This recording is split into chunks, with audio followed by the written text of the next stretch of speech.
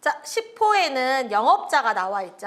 자, 영업자에는 세 가지 포인트가 있어요. 첫 번째, 허가를 받은 자라고 써져 있죠.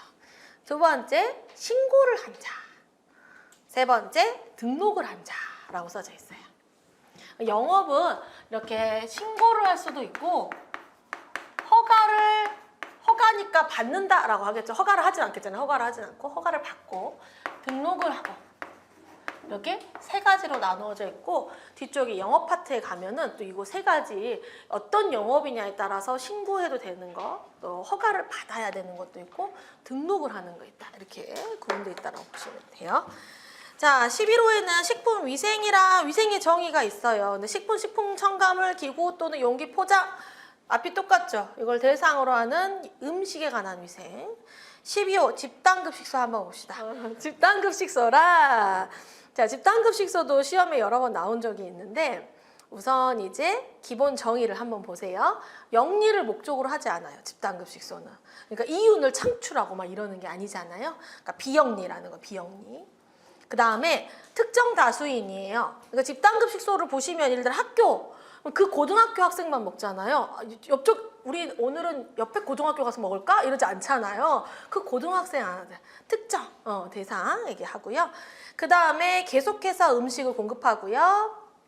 그리고 각 목의 어느 하나에 해당하는 급식시설이에요. 아무거나 다 집단급식소를 하지 않고 이 중에서 이제 이런 곳에 해당하는 급식시설이에요. 그럼 그 예시가 기숙사, 학교, 유치원, 어린이집, 병원, 사회복지시설, 산업체, 국가, 지방자치단체, 그 다음에 공공기관, 또 마지막 후생기관 이렇게가 나눠져 있습니다. 그리고 대통령령으로 정하는 시설을 말한다까지 꼼꼼히 외워두세요. 자, 그 다음에 박스 있잖아요. 그 박스 한번 보세요. 이것도 이제 경기도에 기출됐었던 내용이고요. 괄호로 나온 적이 있는데요. 식품위생법 제2조에는 집단급식소의 범위가 나와 있어요. 우선 어떤 아이들이 해당되는지 기본적인 정의를 받잖아요. 근데 집단급식소라는 거를 붙이려면 우선 거기 있는 시행령 2조에 있는 내용이 부합해야 돼요. 즉 집단급식소는 1회에 50명 이상에게 식사를 제공하는 것이에요. 그러니까 내가 어린이집이어도 50명이 안 돼. 그럼 집단급식소가 아니다 이 말이에요. 이해하셨죠? 그래서 이 50명이 꼭 가로로 나온 적이 있어요. 50명, 100명, 뭐 20명 막 이렇게. 그래서 꼭 외우셔야 돼요. 예전에는 이제 이것도 역시 한 2, 3년 전에 이제 어린이집이 들어왔거든요. 원래는 없었어요. 근데 그 어린이집에서 이제 크게 문제가 식중독 사고가 일어났었고 이제 원장분이 뭐 자세히는 모르지만 이제 보존식 폐기가 이루어졌고 뭐 여러 가지들로 인해 가지고 그 원인을 찾기 식중독은 원인 찾는 게 굉장히 어렵거든요. 그런 문제들로 인해 가지고 그 강화됐어요. 집단급식소 법이 강화되고 과태료 막 올라가고 막 이랬거든요. 근데 여기서 어린이집이 들어온 거예요. 원래 어린이집이 이제 유치원은 교육부 산하여 가지고 관리가 되는데 어린이집 관리 잘 안 되거든요. 근데 어린이집 중에 엄청 큰 데 있잖아요. 그래서 막 거기서 엄청 문의가 새도 있어요. 우리는 뭐 51명인데 상시 인원이 49명인데 막 이런 거 있잖아요. 막 그런 걸로 계속 막 문의하고 그랬지만 어찌됐건 들어왔어요. 그래서 해당 기관하고 그다음에 50명. 근데 여러분 1일 아니에요. 1일. 이거 제가 알려줬어요 이미. 나중에 내가 낸다? 근데 거의 걸려 넘어지면 안 돼요. 내가 1일 50명 이상 이렇게 하면 아니에요. 1회. 한 번 먹을 때 밥 할 때 한 번 먹었을 때 50명이에요. 자, 13호 식품이력 추적관리란. 자, 식품이력 추적관리 들어본 적 있죠? 우리 뭐 딸기 같은 거 사더라도 그냥 뭐 그 돼지고기 사면은 뭐 다 써져 있잖아요. 그죠? 딸기는 간혹 뭐 그 농부 아저씨 사진도 있고 막 그러잖아요. 그래서 이런 추적관리 제도가 있는데 식품을 제조 가공 단계에서부터 판매 단계까지예요. 자, 이 단계 한번 잘 보세요. 제조 가공 단계에서부터 판매까지예요. 막 섭취하기까지 아니에요. 그쵸? 판매 단계까지 각 단계별로 정보를 기록 관리하여 그 식품의 안전성 등의 문제가 발생할 경우 그 식품을 추적해서 원인을 규명하고 필요한 조치를 할 수 있도록 관리하는 것을 식품이력 추적 관리라고 한다. 14호 식중독. 자, 식중독 정의도 자주 나옵니다. 이제 보기 4개, 예를 들어 정의가 4개 나왔을 때 식중독이 잘 나오거든요. 근데 거의 옳은 보기로 나와요. 이게 저도 만들어 보려고 했는데 틀린 보기로 내기가 어려워요. 식중독이 아예 생뚱맞지 않나 함정을 내기가 어렵거든요. 그래서 항상 옳은 보기로 많이 나와요. 자, 식중독이란 식품 섭취로 인하여 인체에 유해한 미생물 또는 유독물질에 의해 발생하였거나 발생한 것으로 판단되는 감염성 질환 또는 독소형 질환입니다. 그러니까 식품 섭취로 인해서 인체에 유해한 미생물, 그러니까 우리가 균주로 인해서 또는 유독물질이라고 돼 있잖아요. 우리 식중독 중에 독소형 식중독 같은 경우는 독소로 인해서 식중독이 일어나거든요. 그런 걸 빗대고 있고, 그래서 감염형 식중독도 있고 독소형 식중독이 있는데 이렇게 감염성 질환 또는 독소형 질환을 말한다라고 표기하고 있어요. 15번 집단급식소에서 식단이 있잖아요. 식단의 정의 한번 볼게요. 급식 대상 집단의 영양 섭취 기준에 따라서 음식명, 식재료, 영양 성분, 조리 방법, 조리 인력 등을 고려하여 작성한 급식 계획서를 식단이라고 합니다. 자, 15호까지 됐고요. 자, 정의는 무조건 선생님이 외워야 된다고 했죠? 차차 외우자 생각하시면 돼요. 알겠죠?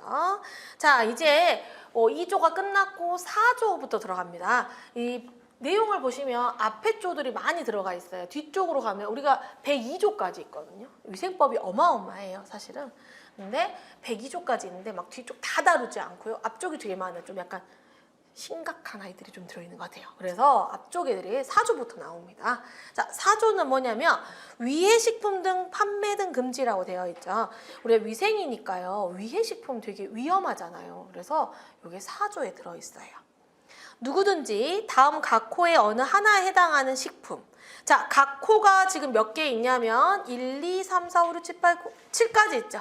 이 7가지에 해당하는, 여기에 해당하는 어느 하나에 해당하는 식품 등을 판매하거나, 자, 판매하는 거 문제 되고요. 판매할 목적을 가지고 채취, 제조, 수입, 가공, 사용, 조리, 저장, 소분, 운반, 진열. 무려 10가지입니다. 채취, 제조, 수입, 가공, 사용, 조리, 저장, 소분, 운반, 진열까지. 그러니까 진열도 안 돼요. 내가 목적을 가지고 놓으면 안 된다는 거예요. 이해하셨죠? 이게 4조에 있어요. 자, 그럼 각 호를 한번 읽어볼게요. 위해식품이라는 건 어떤 거냐?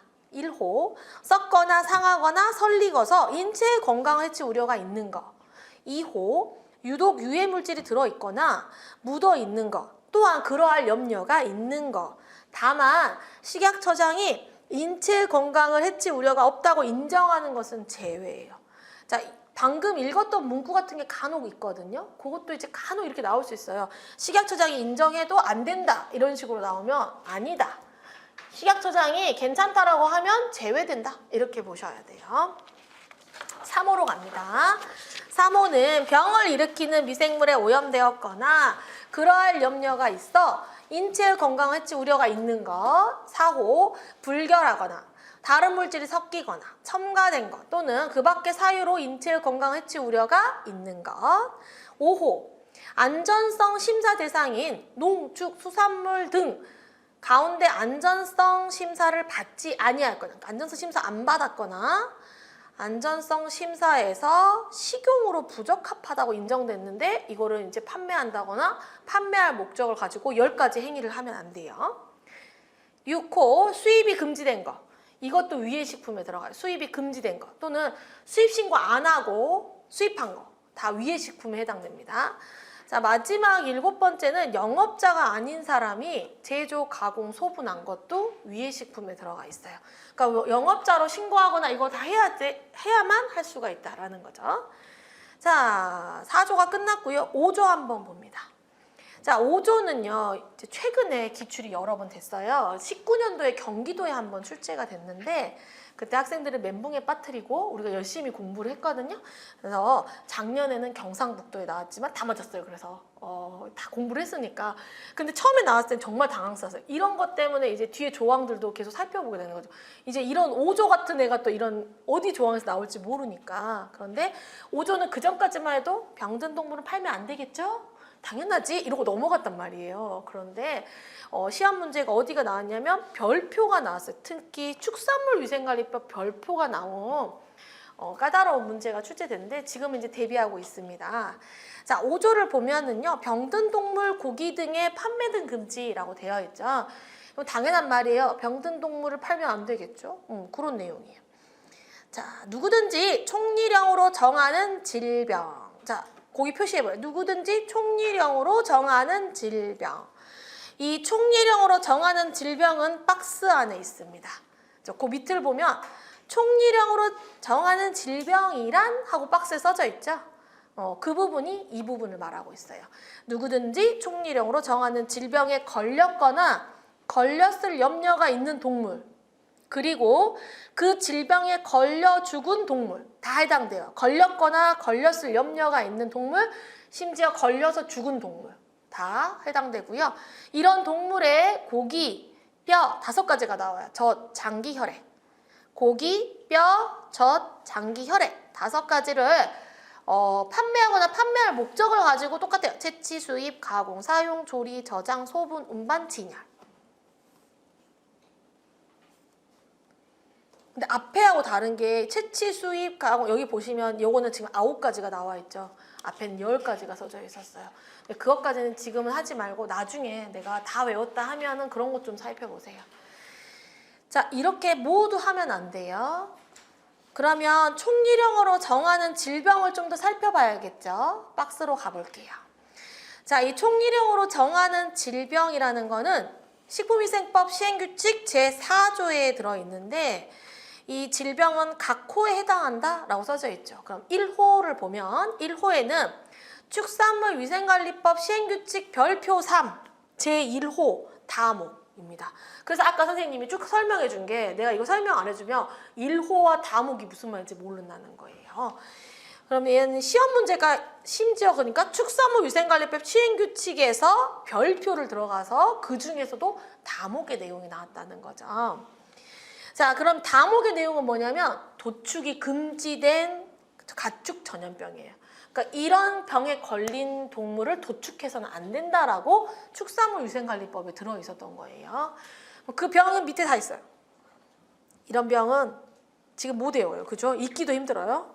첫 번째 1번에 보면 뭐라 있냐면 아래에 있는 질병에 걸렸거나 걸렸다고 믿을 만한 역학조사, 정밀검사 결과나 임상 증상이 있는 가축이에요. 그 가축 거기에서 우리가 조금 아는 병들 이런 거 있잖아요. 구제역 들어봤죠? 탄저 들어볼 수도 있고 안 들어볼 수도 있어요. 뭐 결핵, 브루셀라, 소해면상뇌증이 광우병이에요. 뭐 요런 아이들이 해당되고 있고 나에 보면 뭐 아프리카 돼지열병. 그때 경기도에 아프리카 돼지열병 나왔어요. 그리고 그다음에 뭐 돼지 단독이라던가 돼지 일본내염이라던가 뭐 다에 보면은 뭐 광견병이나 비저 같은 것도 우리 배우거든요. 유비저 나중에 감염병에 배우거든요. 조류 인플루엔자 이런 것들은 다 해당된다라고 써져 있죠. 그 다음에 2번 있죠. 2번도 보기로 나왔었어요. 강제로 물을 먹였거나 먹였다고 믿을 만한 역학조사, 정밀검사 결과나 임상 증상이 있는 가축도 안 된다는 거죠. 그래서 그때도 보기가 뭐 강제로 물을 먹였다고 생각되는 가축 이렇게가 보기에 있었어요. 그래서 1, 2, 3, 4번 있다고 치면 1, 2, 3번까지는 막 병이 있으니까 이건 안 될 것 같아. 해당된. 근데 이 4번이 아주 애매한 그때 가나다라를 고르는 문제였을 거예요. 보기에 들어있는. 그래서 기역 니은 디귿로 할지 기역 니은 디귿 리을까지 할지를 그걸로 이제 정답이 갈리는. 네, 정답은 4개 다 해당됐었어요. 그래서 물을 먹였거나 먹였다고 믿을 만한 것도 도축해서는 안 되는. 자, 그 다음에 넘어가면 안 돼요.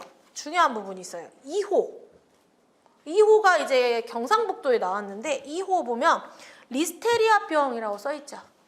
방금은 도축이 금지되는 가축 전염병이었고 그 밑에 지금 식품위생법 시행규칙 4조 2호 보면 리스테리아병 찾았죠. 그 다음에 살모넬라병 못 찾고 있어요 현재. 지금 그 박스 있잖아요. 박스 위에 박스 윗줄에 써져 있어요. 리스테리아병, 살모넬라병, 파스츄렐라병, 선모충증. 이렇게가 또 안 돼요. 그럼 정리해보면 총리령으로 정하는 질병은 첫 번째 도축이 금지된 가축 전염병 하나, 리스테리아, 그 다음에 살모넬라, 파스츄렐라, 선모충증 이렇게 5가지를 외우면 돼요. 그럼 경상북도에서는 밑에 리스테리아, 살모넬라, 선모충하고 무슨 하나가 다른 게 나왔어요. 그래서 그게 답이었어요. 다 기억해 두세요. 알겠죠? 자, 그리고 나중에 외우기로 하고 넘어가요. 빨리 넘어가 버려. 지금 어차피 못 외워. 넘어가. 나중에 보겠어. 하고 6조로 갑니다. 자, 6조는 기준 규격이 고시되지 아니한 화학적 합성품 등의 판매 등 금지입니다. 자, 우리가 지금 기준 및 규격이 있다고 선생님이 그랬잖아요. 근데 거기에 없는 것들을 쓰면 안 돼요. 기준 및 규격이 고시된 아이들을 써야 되고 그 기준에 맞춰서 써야 되는데 그거와 관련된 게 지금 6조, 7조, 그 다음에 9조에 나와 있습니다.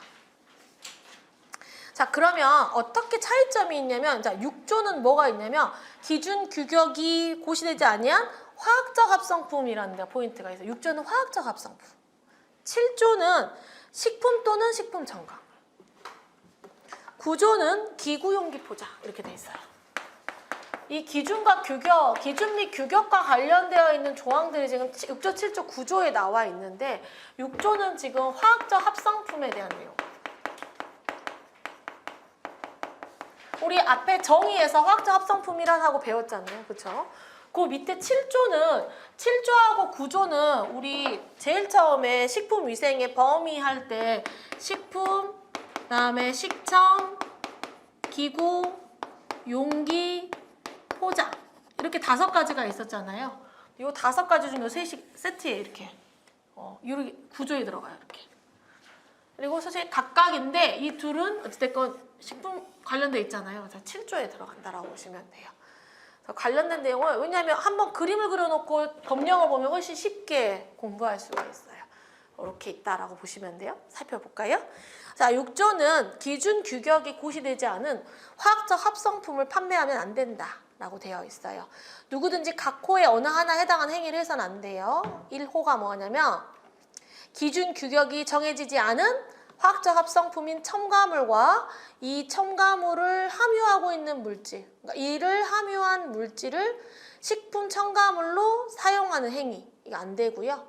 또 이러한 첨가물이 함유된 식품을 판매하거나 판매할 목적을 가지고 땡땡을 하는 행위가 다 안 돼요.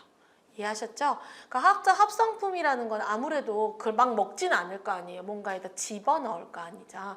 그 집어넣는 그 물질도 문제고 그 집어넣은 식품도 안 된다라고 고시하고 있습니다.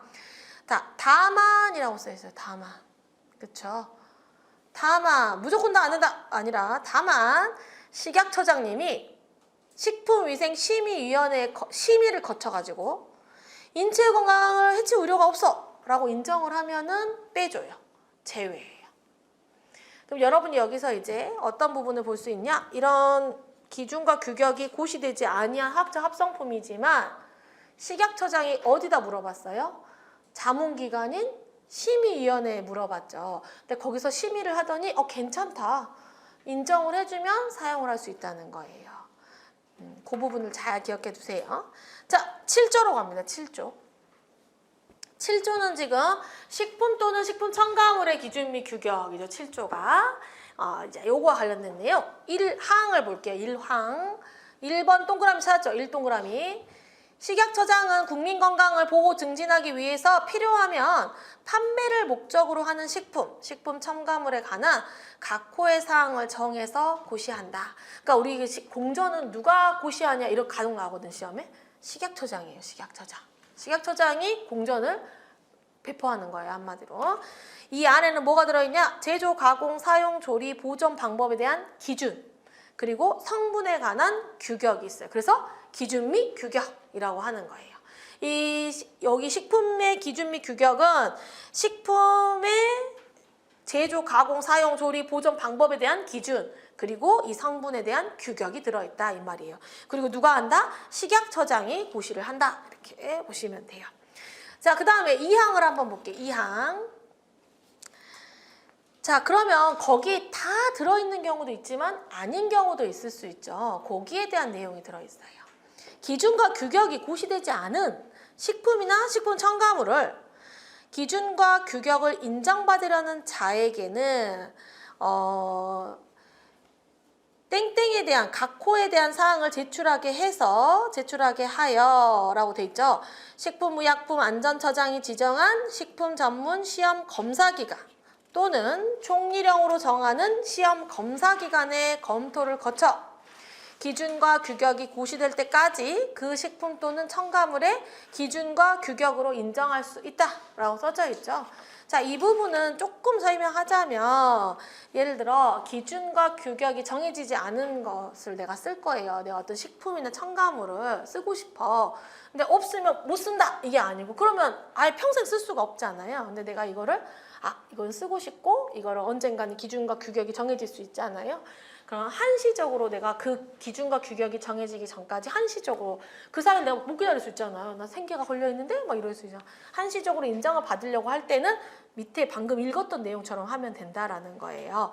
근데 그때 두 가지가 나옵니다. 어떤 검사 기관에다 맡겨야 되는데 첫 번째가 뭐냐면 식약처장이 지정한 식품 전문 시험 검사 기관 여기에다 의뢰하거나 두 번째 총리령으로 정하는 시험 검사 기관의 검토를 거쳐야 돼요. 그래서 기준과 규격이 고시될 때까지 그 식품 또는 첨가물의 기준과 규격으로 인정할 수가 있어요. 그러면 방금 지금 셋이 공통점 있었죠. 기준 규격 관련된 내용이었고 얘는 화학적 합성품, 얘는 식품 첨가물이었잖아요. 얘는 만약에 여기에 없어도 쓸 수 있는 경우가 언제였냐면 심의위원회가 심의해가지고 괜찮다 하면 쓸 수 있다라고 했어요. 6조는. 7조는 뭐예요? 시험 검사 기관 두 곳이 있었죠. 여기에다가 해서 거기서 해주면 요거 써도 돼 라고 검사를 맡으면 쓸 수 있다라는 거예요. 요걸 살짝 바꿔서 나올 수가 있다는 거예요. 예를 들어 식품의 기준 및 규격이 없는 거 식품이라고 말했잖아요. 식품이나 식품 첨가물에 기준 및 규격이 없어. 그런데 식품위생심의위원회가 심의를 거쳐가지고 식약처장이 인정하면 쓸 수 있다 하면 맞아요? 틀려요? 틀리다 이 말이에요. 어렵죠. 그러니까 그렇게 꼬아서 나올 수 있다는 거죠. 그러니까 인정을 뭔가 받아서 제외되는 구간이 어떤 방식을 택하느냐도 잘 기억해 두라는 거예요.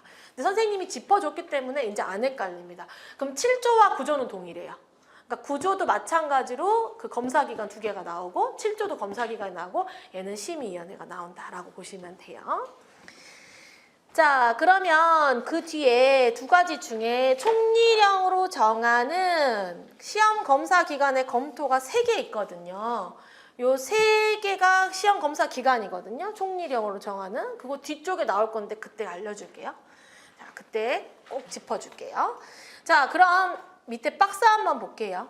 박스에는 뭐가 있냐면 방금 읽었던 내용에 시행규칙 제5조를 보니까 식품 등의 한시적 기준 및 규격의 인정이라고 써져 있죠. 자, 그 부분은 뭐냐면 방금 제7조의 2항을 읽었죠, 선생님이. 우리가 방금 읽은 게 제7조 2항이잖아. 그 2항에 따라서 한시적으로 제조, 가공 등에 대한 기준과 성분에 대한 규격을 인정받을 수 있는 식품이 제한되어 있는 거예요. 모두 다 하는 게 아니라. 그러면 식품에는 어떤 게 있냐?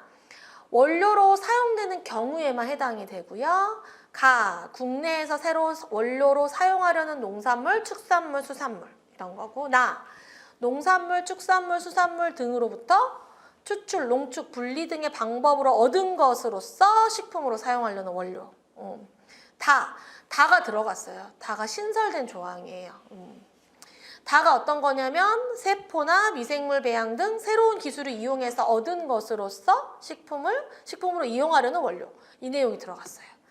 그리고 식품뿐만 아니라 7조는 식품하고 누구 있었어요? 첨가물이 있었잖아요. 그러니까 식품 첨가물까지 요런 아이들은 이제 한시적 기준 및 규격을 인정받을 수 있는 아이들이다라고 따로 고시하고 있어요.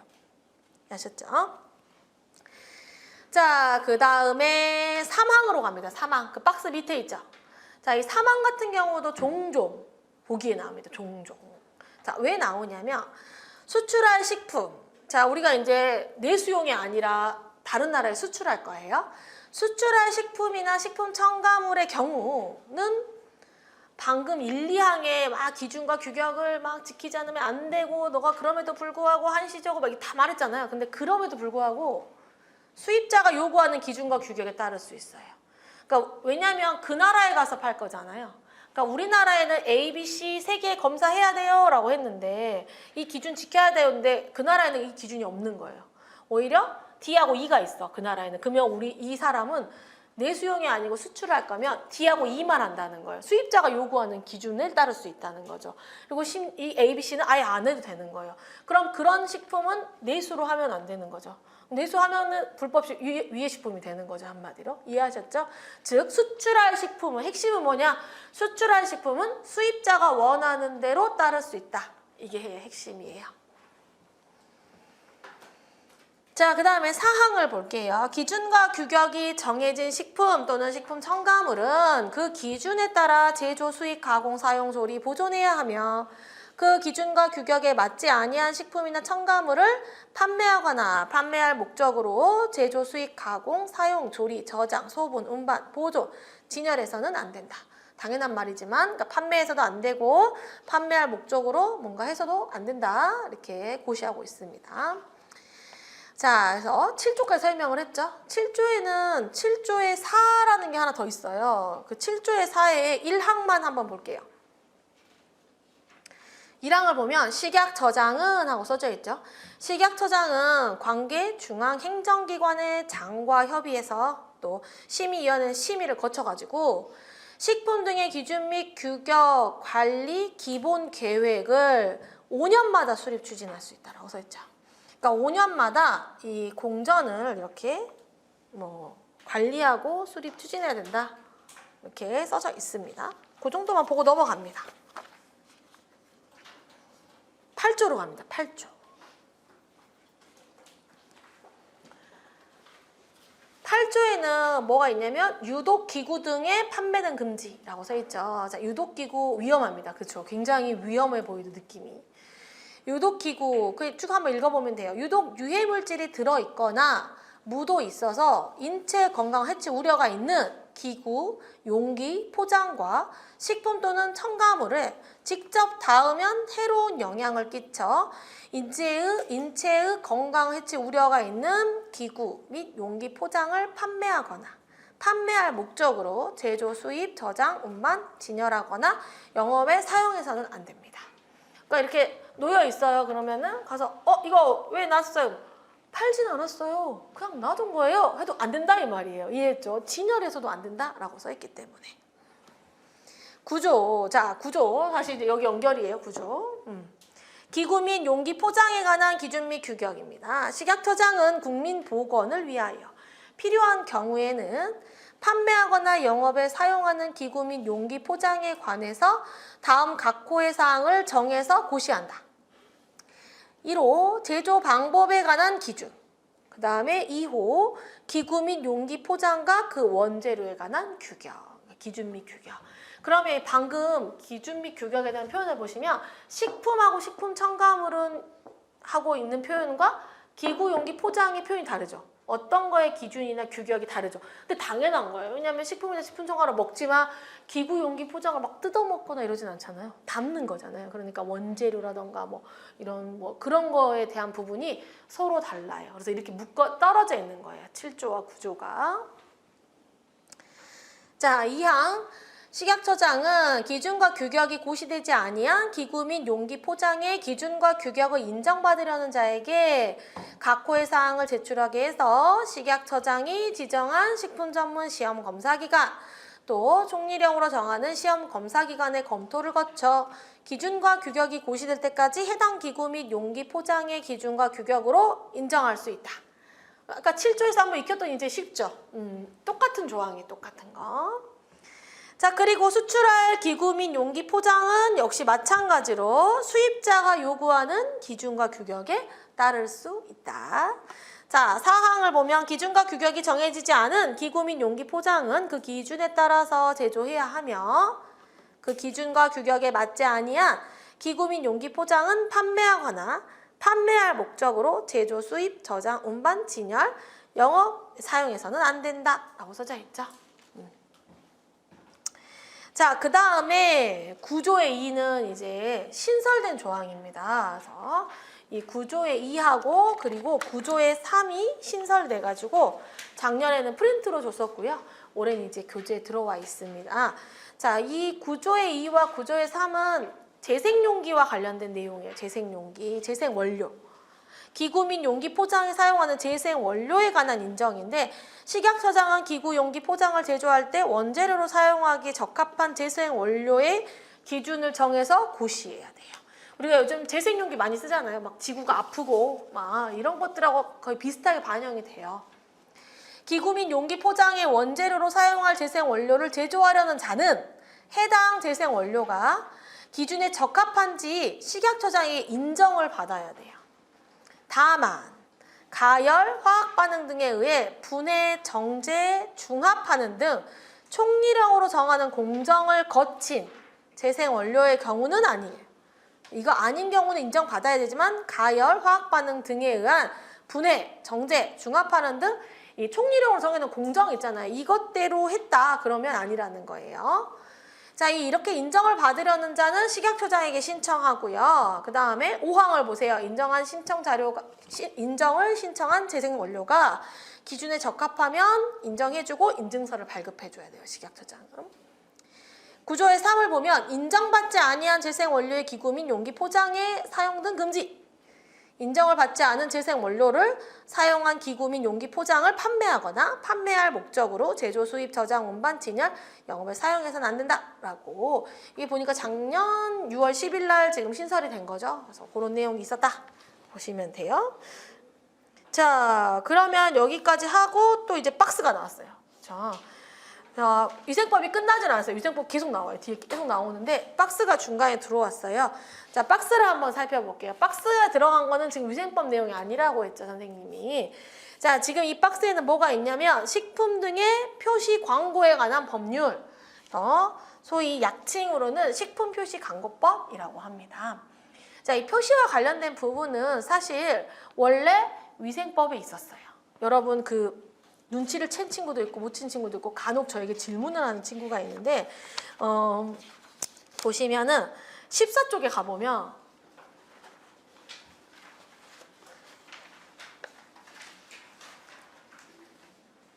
가보면 7, 8이 없죠. 6번 다음에 9호죠. 이게 오타가 아니고 이거 물어본 친구에서 왜 7, 8이 없냐 오타냐 이러는데 7, 8호가 삭제된 거예요. 근데 제가 그거를 임의대로 조절하지 않고 그냥 그대로 법령 갖고 와서 7, 8호가 삭제됐는데 그 7, 8호가 뭐냐면 표시와 관련된 정의였어요. 그러면 그게 삭제가 됐는데 없어진 게 아니라 다른 법으로 옮겨갔어요. 그러면 지금 이 광고표시법을 이제 들어가기 전에 선생님이 백그라운드 설명해 준다고 하면 광고표시법에는 지금 이제 우리가 위생법하고 좀 달라요. 광고표시법에는 우선 식품도 들어있는데 축산물이 들어와요. 그리고 건기식, 건강기능식품 이렇게 이 축산물, 식품, 축산물, 건기식이 다 있어요. 근데 이게 어떤 느낌이냐, 어떤 거냐면 식품 안에도 표시 제도가 있잖아요. 표시와 관련된 내용이 있었겠죠. 축산물에도 표시와 관련된 게 있을 거 아니에요. 그 다음에 건강기능식품에도 표시와 관련된 게 있으니까 각 법마다 표시가 있었는데 어떻게 했냐면 거기서 다 표시를 빼와. 그래서 표시를 하나의 법을 만든 거예요. 이래서 무슨 말인지 알겠죠? 그렇다 보니까 지금 박스에 있는 이 식품표시 광고법의 대상은 누구냐면 이들을 다 해당하고 있어요. 위생법에서는 지금 이 아이들은 거의 안 나오죠? 식품만 나오잖아요. 근데 이 축산물과 건기식이 나온다라고 보시면 돼요. 근데 그 부분을 또 그렇게까지 열심히 보지 않아도 돼요. 알겠죠? 자, 그러면 그 법 중에 정의 부분을 한번 보면 정의 부분은 식품, 식품 첨가물, 기구, 용기 이거 있잖아요. 전부 다 위생법에 따른다라고 써 있죠. 그러니까 그 위생법에 따르니까 똑같다고 보시면 돼요. 넘어가고 건강기능식품은 또 건기식에 따른다라고 써져 있죠. 축산물은 축산물 위생관리법에 따른다라고 표시하고 있죠. 그럼 우리가 어디서부터 볼 거냐면 7번, 7호 찾았어요? 표시는 식품, 식품 첨가물, 기구, 용기, 포장, 건강기능식품, 축산물. 그래서 다 나오죠, 지금. 내가 식품위생법에서 했던 요 친구들 5개 다 나오고 축산물, 건기식까지 다 나오는 게 왜 그런지 이걸 또 설명을 안 해주면은 막 혼동이 오고 헷갈리거든요. 이해하셨죠? 이게 다 해당하고 우리는 표시라는 건 뭐냐? 자, 이런 축산물 및 이를 쌓거나 넣거나 싸는 것, 넣거나 싸는 것에 적는 문자, 숫자, 도형 전부 다 표시라고 표현한다는 거예요. 사실 당연한 건데 이런 정의를 한 번씩 봐둬야 됩니다. 문자, 숫자, 도형을 다 표시라고 하고요. 영양 표시는 뭐겠어요? 식품 첨가물 요거 빼야 되죠. 기구용품 표정 아니겠죠. 영양 표시니까 빼고 건강기능식품, 축산물에 들어있는 영양 성분의 양에 대한 표시. 나트륨 함량 비교 표시. 자, 나트륨 함량 비교 표시라고 들어본 적 있나요? 이 관심을 가져야 됩니다. 이제는 제가 이제 잔소리를 하게 돼 있습니다. 마트에 가면 공부가 안 된 마트에 가서 다 이렇게 뒤집어 봐라. 진짜로 알레르기 표시가 돼 있네, 막 이렇게 이런 거를 이제 복습을 하러 다녀야 되는데 이 나트륨 함량 비교 표시도 이제 우리나라 사람들이 나트륨 많이 먹고 막 하잖아요. 영양학 때 많이 배우셨잖아요. 막 그래서 문제가 되고 그러면서 특히 라면 같은 거 어느 날부터인가 문구에 라면에도 뭐 스프 양은 뭐 개인 취향에 따라 조절하세요. 막 이런 문구들 들어가는 거 느껴야 돼요. 이제 식품 하니까. 그러면서 비교 표시 그림이 들어가는데 이게 좁잖아요. 뒤에가 좁아가지고 QR로 들어간 경우가 훨씬 많아요. 왜냐면 거기에 그림이 들어있는 경우도 있는데 들어있는 경우도 있거든요. 그래서 그런 것들도 오늘 배울 건데 꼭 한번 가서 QR을 쓱 찍어 본다거나 물론 이상하게 보면 사와야죠. 뭐 어쩔 수 없이 이렇게 해서 그런 표시제도 같은 것도 보셔야 되고 그리고 이제 공부 시작하면 이제 제가 계속 잔소리 하겠지만 그 식품과 관련된 뉴스도 자주 들여다보셔야 돼요. 지금 최근에 이제 아스파탐 뉴스 본 적 있어요? 그런 것들을 보셔야 돼요. 나중에 다 하면 되지. 뭐 면접할 때 하면 되지. 막 이래도 되는데 시험 문제도 나올 수 있어요. 왜냐하면 경기도 같은 경우는 경기도 같은 경우는 A형 간염이 조개젖으로 엄청 크게 유행했던 19년도에 A형 간염이 나왔어요. 그 전에 멜라민 파동할 때 멜라민이 나왔고 시험에. 그래서 경기도 같은 경우는 그런 부분을 그냥 평상시에 이제 그 덕질은 그만하고 연예인 오빠는 조금 내려놓고 이제 그걸 봐야 돼요. 아스파탐도 지금 굉장히 시끄러울 것 같아요. 이제 많이 잠재우고 있는데 지금 그 그룹 E, B로 간다 막 이런 내용들이 지금 나오고 있거든요. 우리도 공부한 내용 바뀔 수도 있기 때문에 그런 내용들도 꼭 한번 읽어보시고 근데 아무 기사나 읽지 말고 식약처 내용이라던가 그런 내용들도 읽어보시고 또 일본 수산물 같은 것도 뭐 기사들이 뜨면 우리 무조건 지금 면접 준비하는 애들 다 그거 준비하고 있어요. 일본 수산물 같은 거 예전에 알몸김치가 난리였잖아요. 그렇죠. 중국인이 막 들어가서 생각도 하기 싫어. 유해물질 나오면 중국이 계속 등장하거든요. 근데 그것도 면접에 출제가 됐었어요. 그런 식으로 이제 면접은 당연히 공부하지만 여러분들이 공부하실 때도 시험 문제에 출제될 수 있으니까 그런 것들을 잘 보셔야 되는데 이 나트륨 함량 비교 표시는 이제 시행된 지 좀 됐어요. 근데 아직까지는 안 나왔어요. 근데 이렇게 나트륨 함량을 이제 꽤 높잖아요. 우리가 먹는 식품들이 꽤 높은데 이거를 얼마 하고 고시해도 사람이 보세요. 여러분 1278g 들었습니다. 1278mg이 뭐 어쨌다는 거야? 이걸 잘 모르잖아요. 그래서 그걸 그림으로 나열했다라는 거예요. 자, 그 다음에 마지막 12호에는 소비기한이 있습니다. 자, 요즘에 가장 핫한 것은 이 소비기한입니다. 작년에는 되게 우리가 열심히 외우는데 지금 모르겠어요. 이제 경상남도 시험이 남았으니까 경남에 선생님이 가서 또 시험 문제 나온지 한번 지켜보고 올게요. 근데 면접엔 나왔습니다. 경상북도 면접에는 소비기한과 유통기한의 그 차이점 또 소비기한이 왜 다르냐, 왜 시행했을 때 뭐 장점이라든가 이런 거를 면접 지문에서 나왔어요. 당연히 준비해가야죠. 그런 거는 당연한 거예요. 근데 시험 문제도 당연히 그래서 제가 올해 시험 볼 때 상반기 소비기한 막 달다 외워라 막 이렇게 내가 말했었거든요. 대대적으로 시행하고 있는 우리나라에서 하고 있는 거잖아요. 우리가 어렸을 때 우리가 태어날 때부터 사실 유통기한이었잖아요. 유통기한이 너무 익숙한데 이걸 지금 소비기한으로 바꿨고 소비기한으로 바꿈으로 인해서 파생되는 장점들이 있었어요. 제가 처음에는 막 설명 많이 해줬었거든요. 식약처 같은 데 보면 홍보물로 연예인분이 나오셔가지고 영상도 있고 엄청 많아요. 꼭 살펴보세요. 알겠죠?